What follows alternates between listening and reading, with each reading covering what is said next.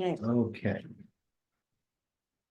So tonight we're going to be looking at Leo Hartong, who's a gentleman Evelyn and I met a while back briefly, and his book is Awakening to the Dream, The Gift of Lucid Living. He's a student of Sailor Bob. And He is? yeah, I think so. Well, maybe he isn't. He's a student of several of the older sages. Um, and I want to start with his introduction and then maybe read a small piece. So let's get rolling. Is there a promise in awakening to what I truly am? Is there something I can get out of this that will improve my life? Will it make me a better and more successful person? In short, what would it be like to live an awakened life? These seem perfectly reasonable questions, and they frequently come up during the search. For many, the hope for a better life is the core motivation to invest in so heavily in this quest. There is, however, a problem with these questions that prevents a direct answer. And that problem is that they originate from the limited perspective the seeker wants to transcend. The questions may sound reasonable, but they're intrinsically flawed. Let me give you a concrete example. Before we knew that the earth was round, the question of where one would end up after falling off its edge was perfectly reasonable. From our current perspective, however, the question makes no sense. If you were to go back in time, you could not provide a simple answer, but would have to explain that the earth is in fact round and falling off is not possible. This, of course, would go against the common sense of the questioner, who would point to the horizon and insist that he could clearly see where the earth ended. Asking the questioner to imagine the perspective of an astronaut would probably be seen as a conceptual abstraction to avoid the real issue, namely, what happens when you fall off the Earth's edge. That being said, I'm going to tell you what you will get out of enlightenment. If the answer is initially disappointing, don't give up. Read on and see if you can come to the place where disappointment changes into clarity. So here we go. The answer is that you will get nothing out of it because enlightenment is the realization that there is no you to get enlightened, that your sense of separation and individuality is an illusion. This reply will most likely go against your direct experience. You might have learned that you are part of an ongoing process in which the fittest will survive, and that you have to pass your genes on to the next generation or die trying. You may also believe that the art of living is in improving yourself and your life circumstances. If you are poor and hungry, a roof over your head and a meal a day may do it for you. If you're lucky enough to live in a situation where your basic survival needs are covered, you'll most likely pursue happiness and fulfillment via relationships, the acquisition of material goods, and social status. When this is not enough, you might become what's known as a seeker. A seeker is someone who feels that the so-called material world cannot deliver true and lasting contentment, and that an inner dimension needs to be explored to find peace, enlightenment, or self-realization. As a seeker, you'll probably try psychotherapy, past life regression therapy, yoga, transcendental meditation, or any one of the other techniques believed to lead to lasting fulfillment and happiness. Such methods may indeed deliver results that you can experience as improving or enriching your life. However, you'll probably discover that after some time, the original euphoria wears off. You come to realize that experience and states of mind are always temporary. After this recognition, many seekers considered the so-called non-dual approach to self-realization or enlightenment. Non-duality is a general term that covers several, mostly Eastern, schools of thought, which point to the single source before and beyond all temporal experiences and apparent diversity. While reading texts from non-dual systems such as Zen, Advaita, Taoism, or Dzogchen, you will find the affirmation that self-realization has no promise other than to release you from your belief in a separate self or ego. That's it. The dropping away of an illusion, simply revealing this as it is, often summed up in the phrase, before enlightenment, chop wood and carry water. After enlightenment, chop wood and carry water. The ego, which certainly does not want to hear that it's an illusion, may claim to accept this as a concept, but invariably resists its realization, persisting in the belief that the carrying and chopping that come after are somehow different. Now, if there's nothing in it for me, why would I even bother? Give me some motivation, says the ego. Give me something that makes it my while to pursue this. This way of thinking seems right to us. We are conditioned to look for a future purpose in whatever it is we're doing. Logic dictates that we should gain something here instead of merely hearing that we don't exist. From this perspective, it gets even worse. Enlightenment not only shows you that your separate identity is an illusion, it reveals the sheer purposelessness is at the heart of this whole creation. This sounds absurd to the goal and future-oriented mind. Yet I will tell you unequivocally that the whole point of this manifestation is nothing other than this manifestation. Realizing this is far from the bleak reality the mind imagines it to be. True, this is of no use to the ego, since it's about freedom from the ego, not freedom for the ego.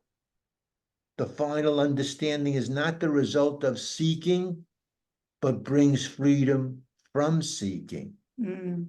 It's not about fulfilling expectations, but about being free of them. There are no future rewards in store. This very clarity turns out to be its own reward. Like Zen master Haiku exclaimed, quote, "This very land is the pure lotus land. This very body is the body of Buddha," close quote.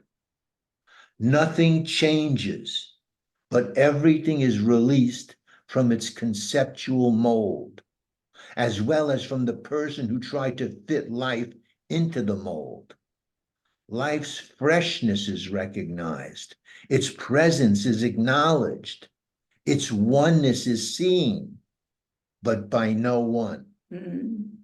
There simply is recognition, acknowledgement, and seeing. All this text will do is to remind you of your true identity. It's not about self-improvement or methods. It contains no 7-step systems to help you become more relaxed, more loving, or more fulfilled. If that's what you're looking for, there are plenty of other books and people that will cater to your needs.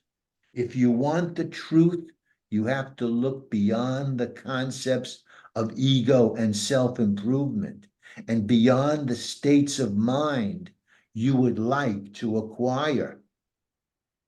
This book will explore and attempt to puncture the belief that you are a separate entity. It wants to point at the sourceless source from which all arises. And it asks you to remember that you are this source. Once this is recognized and it is clear what you truly are, you'll see that everything is exactly as it should be. It will not fall magically into place. It already is and always has been in place. This is not about a gradual progression to a future goal, but a radical awakening to what is. No conditions have to be fulfilled for this to become clear. Self-realization can happen anytime for anyone. There can be quirky, irreverent, irritable characters who are certain about what they truly are.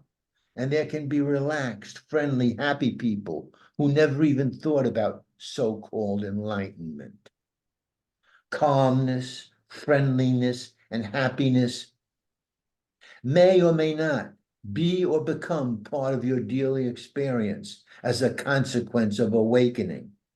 But at the same time, it will become evident that this clarity is not about being in a good mood all the time. You don't need to do anything to become ready for it. It will happen by itself and reveal that awakeness is and always has been fully present. It will shine when it shines, and it will shift the attention from the content of awareness to pure awareness itself. This pure awareness is what you truly are. When you think you're not it, this thought is part of the temporal content of awareness and has no bearing on awareness itself. Just let yourself be. Give yourself permission to be up, down, pissed off, or delirious. Observe the process and don't get caught in the content. Know yourself as the limitless field of pure awareness in which the drama of life merely arises. For me, this understanding has marked the end of my search and released me from the burden of trying to control my life and constantly improve myself. It did not free me, but showed me that I am freedom itself. Mm-hmm. It did not give me anything, but took the me away. Mm-hmm. What I truly am is what I always was, pure awareness. This is true for you, the cat, the book, and everything else. To the mind, there seem to be separate objects, but in reality, everything emanates from the same essence. Seeing or not seeing this does not change anything. Everything simply is as it is, which is a lot less and infinitely more than I anticipated it to be. Mm.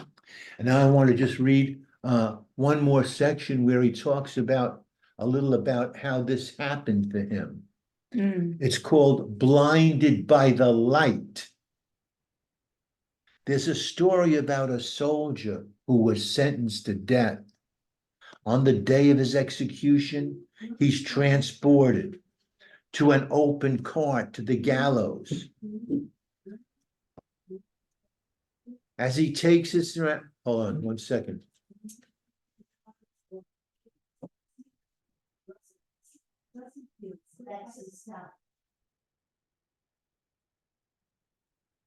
There's a story about a soldier who was sentenced to death. On the day of his execution, he's transported to an open cart to the gallows. As he takes in his surroundings for what he believes to be the last time, a great stillness descends upon him. The world appears in a clear and transparent vision of unity and harmony. His fear of dying is replaced with a deep sense of peace in which he and all of creation are one in a mystical union with God. At the very last moment, the king pardons the soldier. He regains his freedom and his life, but loses the vision of paradise. The rest of his life is a hopeless quest to regain that vision. He takes to heavy drinking and dies years later as a lonely alcoholic. For me, the experience came when I was 21. For several reasons, I felt at the end of my rope, and as it slipped through my fingers, my overwhelming sense of desperation suddenly lifted. I've Got a Feeling from the Beatles album, Let It Be, was playing on the stereo, and it touched something deep inside of me. A large space opened up.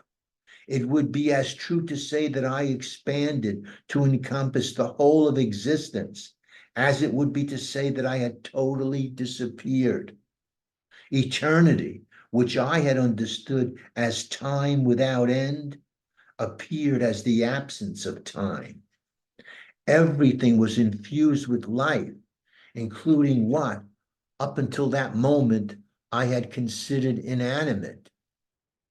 All existence shared a common source, and the first day of creation and the final day of destruction was seen as equally present.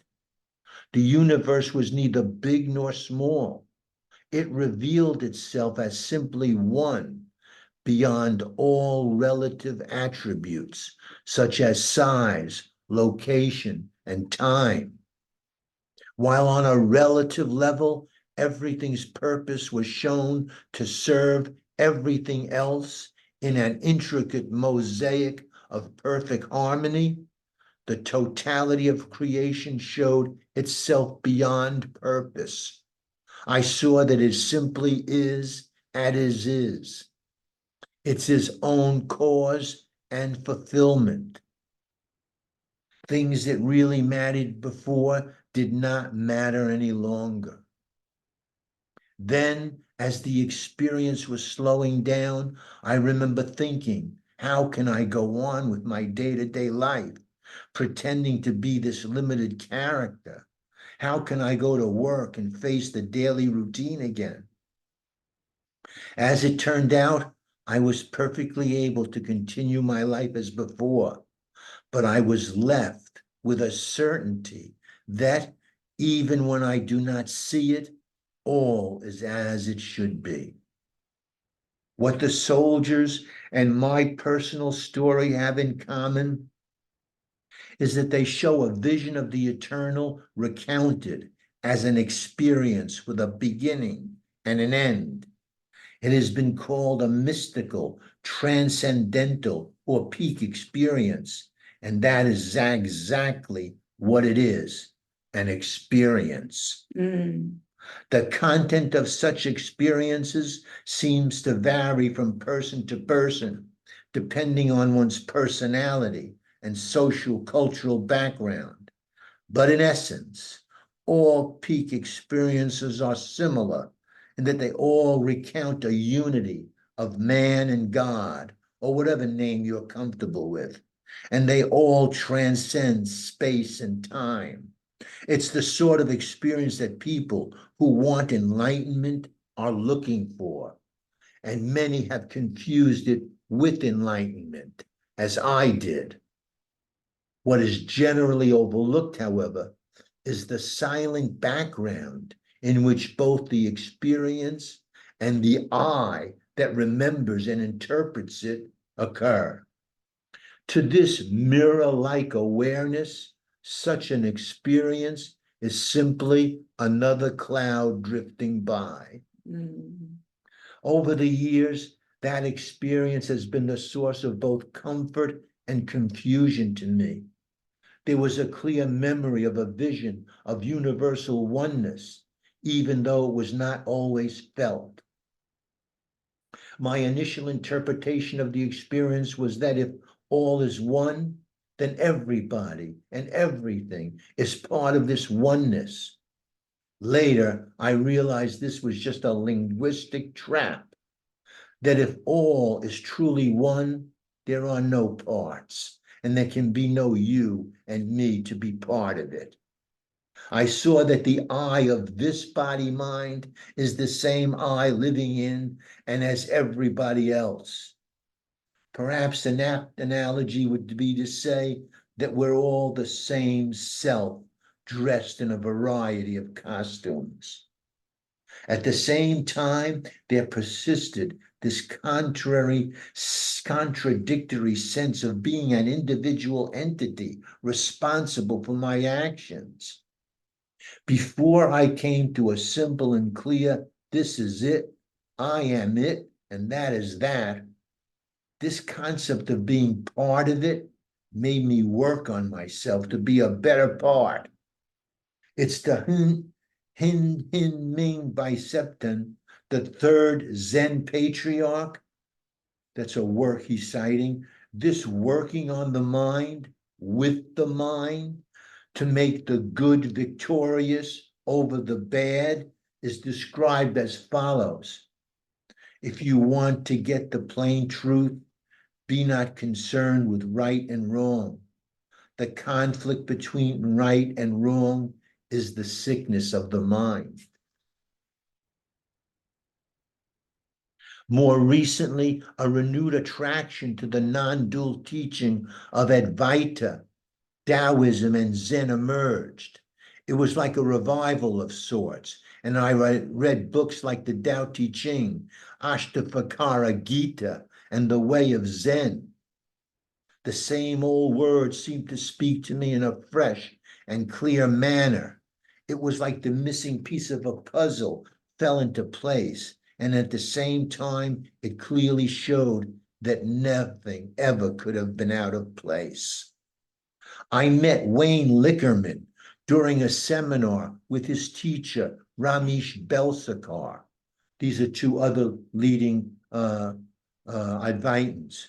I told him that I was attending to experience the presence of people like him and Ramesh, and that there were no questions I could ask, as I had a complete intellectual understanding of the material that was discussed. He answered, yes, but you still say, I understand, close quote. I didn't respond much to this, as I took it to be semantics, but somehow it stayed with me. It coming back to my mind, percolated down into my heart, and finally said, actually, there is no I that understands. There is simply understanding. Presently, I remains as my address in life, as well as a grammatical convention and convenience, which I will not hesitate to use. There is, however, no objective me that can be identified or taken hold of. It is clear that my earlier mystical experience was not enlightenment. The idea of an I having this experience created the confusing paradox of an I having a non-dual experience. Now it is obvious that the so-called mystical experience is as much an experience as having a glass of wine, making love, doing the shopping, or taking a walk in the rain. It's all just happening as me, not to or by me. The silent background in which experience appears and disappears had escaped the attention of the me that thought he got it. Don't get me wrong. It's not that I didn't quite get it before and now I do. It is now clear that there is no I to get it. The whole concept of someone getting enlightened has lost its validity. Enlightenment appears as a goal that one can reach only as long as there is the illusion of a separate ego or entity. In Zen, It's been called the gateless gate. When one stands before it, the gate seems to be there. When one passes through it and looks back, it's clear there never was a gate, nor anyone to go through it. The mystical experiences described above, both the condemned soldiers and mine, however attractive they may sound, were in the end a blinding by the light. There is no need to have such experience for understanding to happen. True understanding will level the artificial boundaries between the mystical and the mundane, the extraordinary and the ordinary, the experience and the one who experiences. It will reveal the splendor and the simplicity, along with the freedom, even from the need to be free, that lies beyond this apparent duality. And then he gives another quote. There is a freedom even from the need to be free, even from the need to try to be spiritual. This is beyond the duality of awake and asleep, enlightened and unenlightened. This is the relaxation into the suchness of things, just the way things are.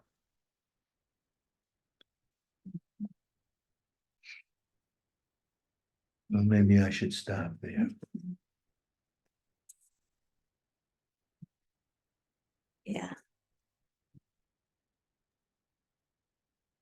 Well, that's a lot to take in. My question with that is that in this philosophy type is that he's saying that there's no such thing as good and evil, right?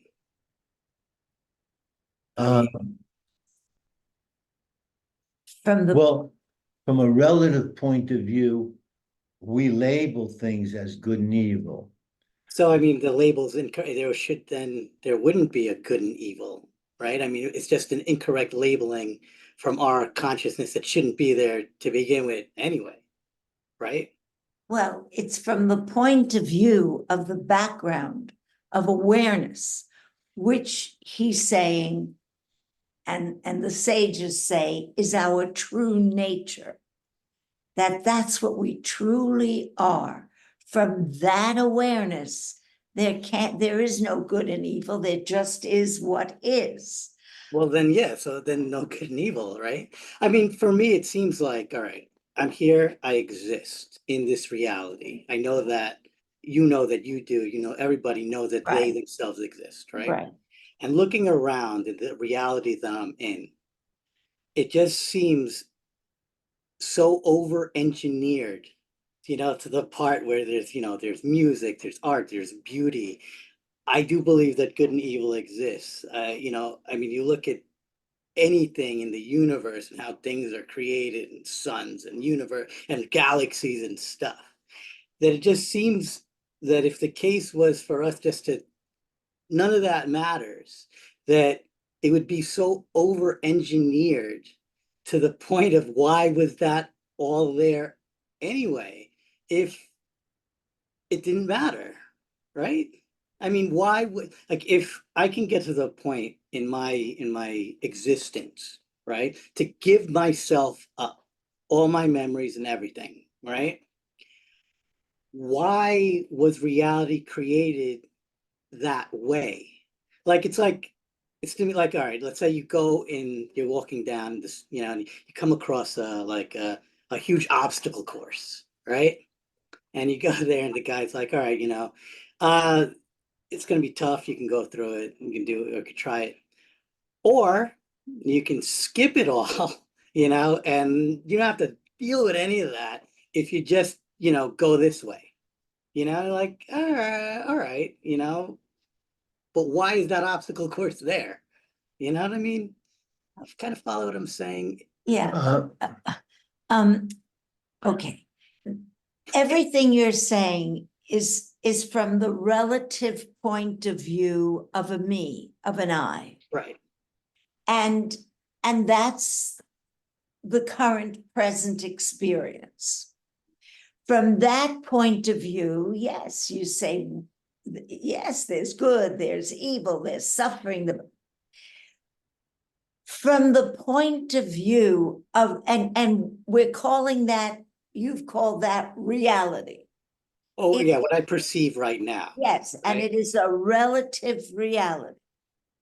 But Right. now we're discovering that that's just a constricted, constructed, mind constructed view of reality. If you took a high-powered microscope and you looked at anything in this relative reality, it wouldn't be, right? There'd be just a lot of space and particles and subparticles. So what we've solidified as reality, what the mind has solidified as reality, from a scientific perspective, that's not the real reality. Now, from a spiritual perspective, what they're saying is that this relative reality of a me doesn't really exist from a spiritual perspective. From that perspective, there is no me. There is just awareness, pure, non-conceptual awareness that functions in that there's a cognizing, a registering of what's going on, but that's not who and what we really are. What is seeing is not the eyes. What is hearing is not the ears. It is the same. What is beating the heart and flowing the blood is not just the body. It's the absolute, unconditioned, uncorrected, true reality, which is what we fundamentally are. And how do we know that's what we are? Because there is an awareness, as you said, Chris, A, that we exist, Yeah. and B, that we are aware of all that changes in this relative reality. It is constantly changing. Everything is constantly changing. What's not changing is the awareness of that which is changing. And that, they're saying, is what you and I fundamentally are. But hold on a second. Chris, I heard your question, I guess, differently. Oh, okay. Chris, I thought you were saying, oh, yeah, so I get it. This entire manifestation, the entire manifestation from my little world here in my own orbit to the galaxy spreading throughout far distant space, the whole manifestation, you're saying it just seems to be a little over-engineered.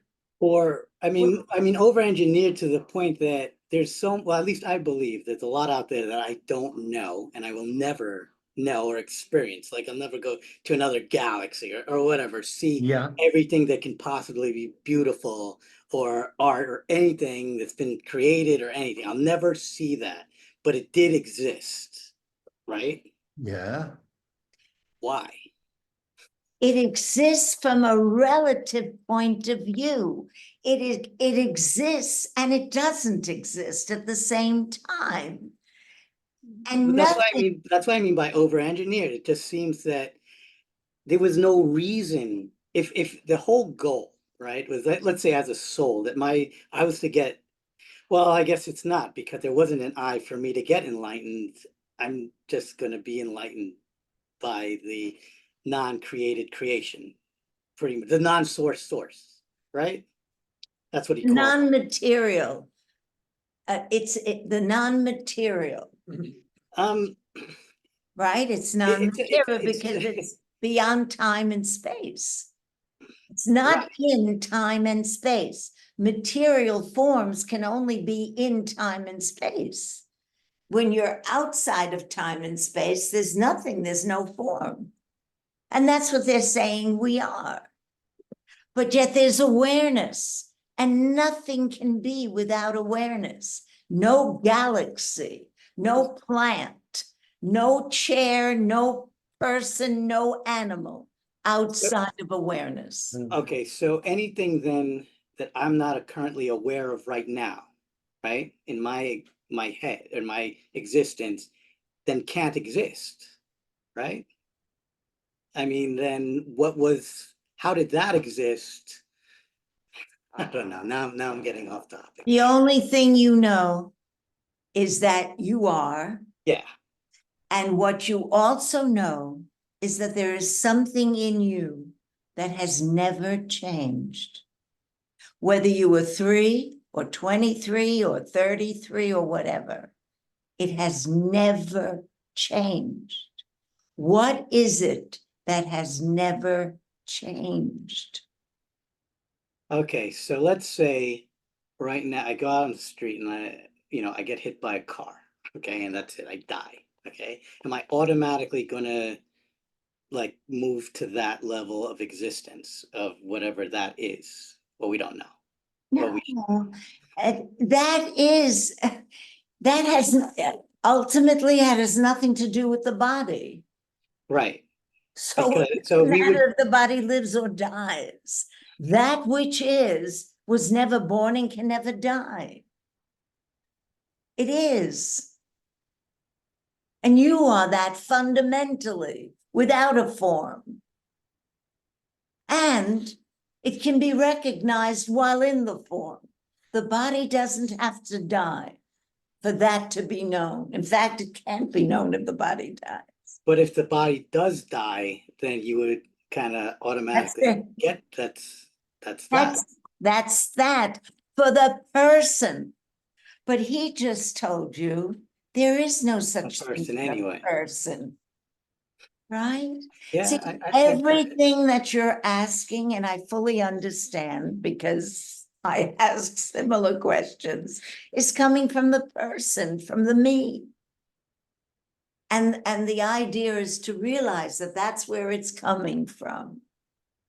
It It's might be, coming from this me. it might be a little bit easier to understand this thing. At least it was for me in trying to get an understanding of this thing. And I became aware that when I was very small, I didn't have the concept of that the concept of me was developed. It was given to me. Life wasn't given to me, life became. I popped out of the womb and I was alive. But I was alive as an empty shell, if you will. And that as time goes by, as the experiences are recorded in part of what I was born with, and that is a brain, it accumulates a memory of those experiences. And along with that mechanism, I have an environment which is telling me how to interpret those experiences. So I didn't realize this until I was well into my 50s, maybe even 60s, that all the way along the life, I was being conditioned. I was being conditioned to interpret experiences. Now, you got to put a stop in this in one respect, that that's all very fine, and that handles the psychological part of my being, of my ego. And that there's another part of it, and that's the functional part of myself or my ego, that is very useful. And that's functional information. And I've had to learn to somehow be able to handle that one part of it, the psychological, is not good for me. It doesn't work because I read Wheeler and I find out, and I keep asking the question, who am I and what am I? And eventually I come out with some kind of an understanding that I'm not who I think I am. In fact, I can't really understand me because that me I have created, or has been with the help of a lot of other people. But I think that somehow, Chris, and I really understand what you're getting at. I mean, that's a frustration that is really down deep. I really get what you're saying. Hold Because, on, Hugo. yeah, So you were saying that you were born as a manifestation of life. That's what you were, right? We're all born and as we're A born, we're a manifestation. manifestation of life, of right. livingness. However you want to phrase it. Right. And then we develop a conditioned identity. Right. Well, yes, we're Yeah. given that. That's Right. not something that we have. That's a given. Yeah, onto that aware aliveness becomes a conditioned identity. That's the It's platform that as forms from which the ego is developed. as a separate self, separate from this presence awareness that Right. we really are. There Right. is no entity separate from that, but yet we identify as We've a, been taught to do that. yes, we've been. But that's the key. We've been taught. We don't know that. This is Right. something that's imposed on us, and it's like I don't know how to describe it, but something that's a ghost in you, a virus in you that you don't know you have. And most of us go through life not knowing that we have it. Proof? Turn the TV on, turn anything current today. Look at the Democratic Convention, look at the Republican Convention, and you see human beings behaving like ants, Right. you know? So that really is a key to understanding this. This is something that you're taught, you've been given this. So And- hold and- on, but Yeah. he's saying, Go he's ahead. saying, so aside from that separate self, Yeah. life is unfolding and manifesting itself Moment by moment. moment by moment in as perfectly and naturally as it is. Of course. How can it be anything other than that? And it looks like the Democratic convention and the Republican convention and TikTok and YouTube and struggling for groceries And us, and us and billionaires flying all over the world in private. It looks like everything. It's flushing the toilet. Yes. So Chris, I thought you were trying to say, why does the manifestation look the way it does?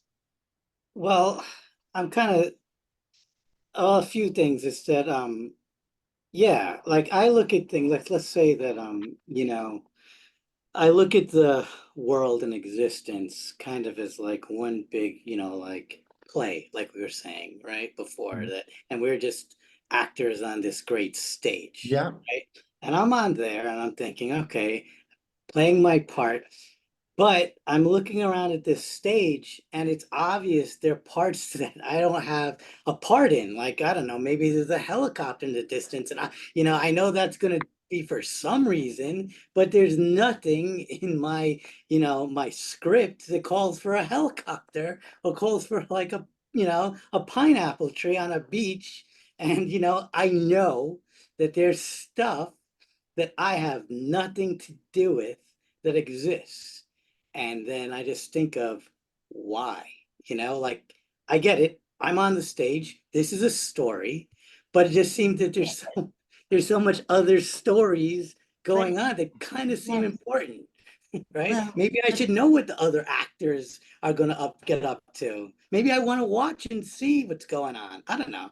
that's still from the perspective of the me. Right.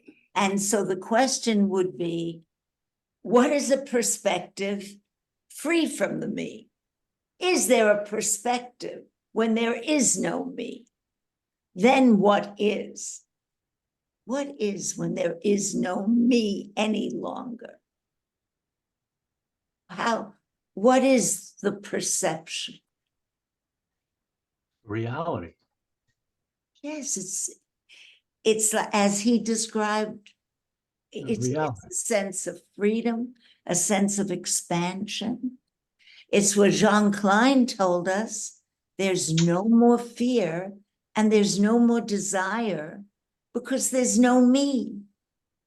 All this, the fears, the desires, the questions, the frustrations, the turmoils, the suffering, all from the me. So, Yeah, so that's why Krishnamurti says, well, then put a flashlight of awareness on this me. He calls it choiceless awareness. Just being choicelessly aware, moment by moment, as best you can, of the workings of this me. And as there is an awareness of the workings of the me, there is immediate, like a plug gets pulled or a channel gets changed. And for that second, that moment, there is no me. That doesn't mean it's not going to reappear. But it's the choiceless awareness without any comments, without any beating oneself up, without any violence of any kind. Just as he says, the seeing is the doing. And there's a seeing of the workings of the me, and a plug gets pulled in that moment, and there is no me. There is just what is. I think it's rather fascinating to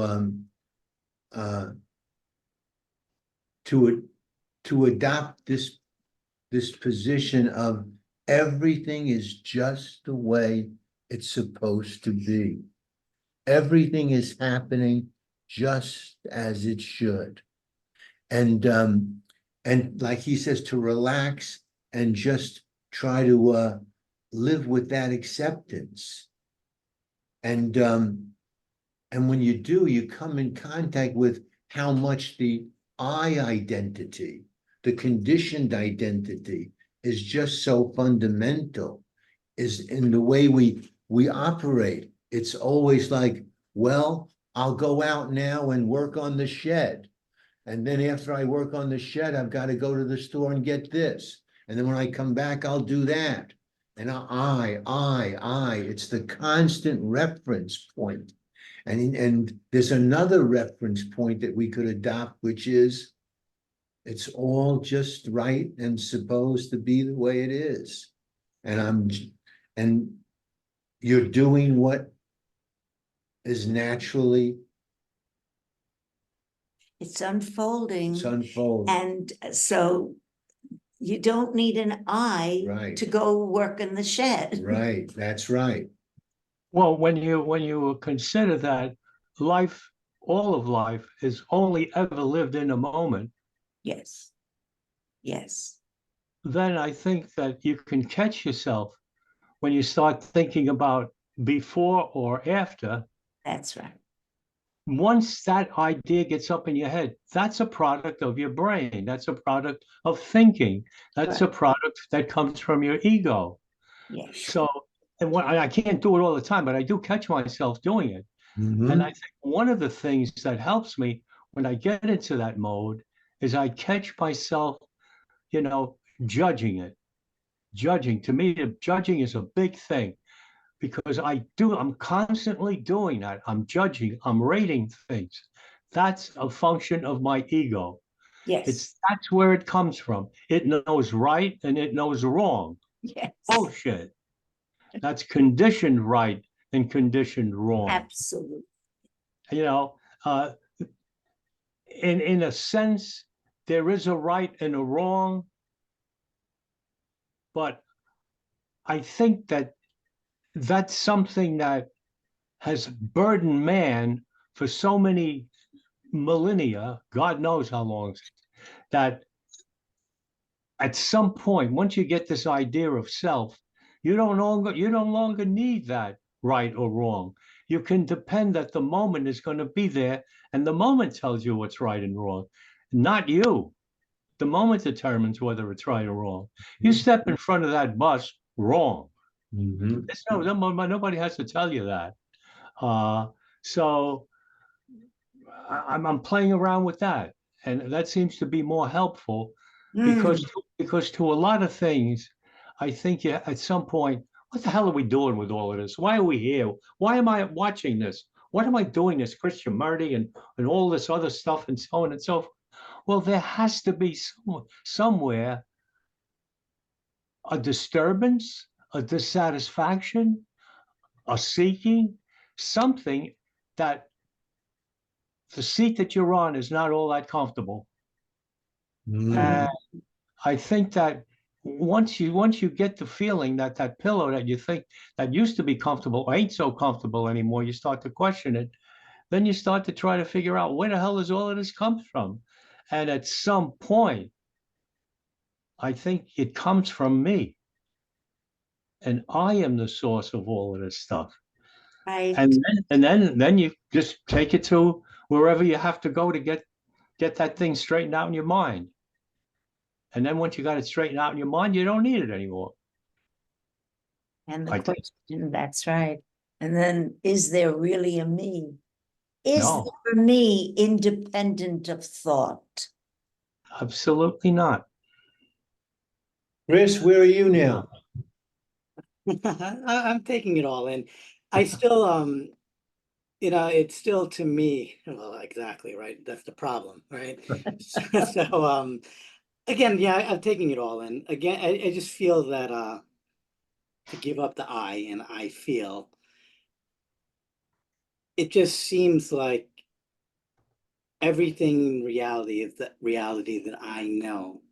It just seems that there's much more pointing in the direction of more things to know that you're not necessarily going to have a chance to do if there is no me. Like if you give up the me and you don't, then you don't get the opportunity. All the things that you don't know, right? You'll know. Well, you won't know. It won't be you. You cannot give up the me. The me cannot give up the me. Right. So there is no giving up the me. There's a realization of the workings of the me.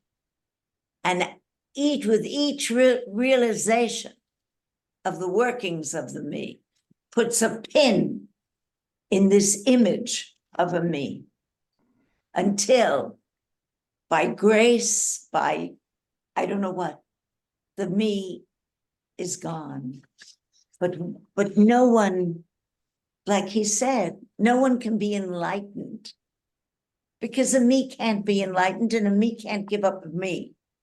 Oh, wait a minute. But Chris, what were were you saying that the thought of giving up the me, you look at all the things that you want to accomplish or do, all the things you might learn going forward, Yes, that if there was you'll no be me. missing that. Well, you'd kind of need the me to do it, right? You can't. Oh, why? Well, how if you're not the me, right, and you've already given up me, you're part of that reality that none of that really would matter, right? No, then when there is a seeing, let's say, of a sunset, Yeah. there's a seeing of a sunset. In that moment, the seeing of the sunset, there is no me. The beauty of that, and I won't even label it beauty or sun, there is a seeing. The essence And there's of no whatever it difference, is. right? There's no separation. So, I mean, A second later, you say, the me comes in and says, that was a beautiful sunset. And I'm going to go tomorrow night at the beach and I'm going to look for that again. But in that moment of the seeing, there was no me. And you did not have less of a sense of the beauty and majesty and spaciousness of that sunset. It was it was more clear. There was more clarity. It was more intense. So it's like, all right, so let's say I know the essence of how this pastrami sandwich tastes. All right. I know that essence, whatever we want to call it, exists. And I can get that same feeling, or even better than that pastrami sandwich, right? Without the me, right? Probably is. But maybe I still want the pastrami sandwich instead, you know? I mean, Yeah, but Fine. you're not letting go of the I. You're taking the I along with you during this whole trip because you're saying I'm experiencing and this is an experience. And in reality, the thing is that the I lives on experience Right. and it can never be satisfied. It's a disease of how we've been instructed to think. Uh, you Hold know, on, hold well, on. So Chris, am I understanding you to be saying that there's a part of you that thinks that if you would if you would suddenly have no me operating, that your life would be diminished in some way? well, I have nothing to compare that to, right? I mean, I have my life and but I can't compare and say that, oh, wow, over there is Right. a lot better sandwiches, That's you true. know, or there's a better beach that has a better That's true. sunset. I have no concept. I I I don't understand how I could ever like truly believe that, yeah, I'm giving up all this and it's gonna be better, but I don't know where or how that better is. Or there's no comparison for anybody. There's none of the, like, let's say the philosophers, there's nobody that has said, yeah, I did this and it's awesome. I mean, they're saying that it could be awesome when they're enlightened, or that's what we're going to go. But No, I don't know, no, unless I haven't read any, maybe there no, no, are. no, no, But no. In fact, Chris. they all talk about, Uh-huh. So what you would be giving up is an image that you have of yourself. right.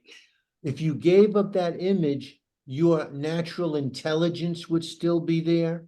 Your natural creativity would still be there. Your interest in certain things over other things would still be there. Your personality would probably still be there in the form your personality takes. What you would lose, not having an image, you would lose a lot of the anxiety that comes with having an image and a lot of the desires that come with having an image, thinking that if I satisfy this desire, I, the me, would be happier. Or if I avoided this fear, I would be safer. A lot of what you would be shedding are mind-created situations, desires and fears, but your natural being would flourish brighter. To whatever extent you are sitting there tonight with a worry pressing on your mind, or with a frustrated desire that you haven't able to fulfill, that dims your essence. If you were to if you were to be free of those fears and desires, your essence, would be like the bulb on a dimmer switch. You would turn it up and you would flower. The life energy that is Chris would manifest itself in a more vibrant color. Right. I think like in one of the earlier sessions you had said something like you have to work on the ego in order to get rid of it, right? So you have to conquer the self, right, in order for to release it so you can be truly, I guess happy. The this seeing is the the doing. doing, You just Right. have to see it in operation. And that's easy because when the mind starts on something and you begin to see the anxieties, the judgments, the criticisms, the worries, you see it. You see that which Paul just said dims the light. And those moments when it's utterly peaceful, utterly peaceful. and the aliveness is even more alive. That's without the me. Well, Okay. we'll leave it uh, there for now. You Great, gotta go. great discussion. Yeah, Great, good great. stuff. Good. Thank you. Okay, guys, see you Lovely, soon. lovely. Okay. Thank you all. Thank Have a good you. night. Take care. Thank you. Ciao. Buonanotte a tutti, eh? Ciao.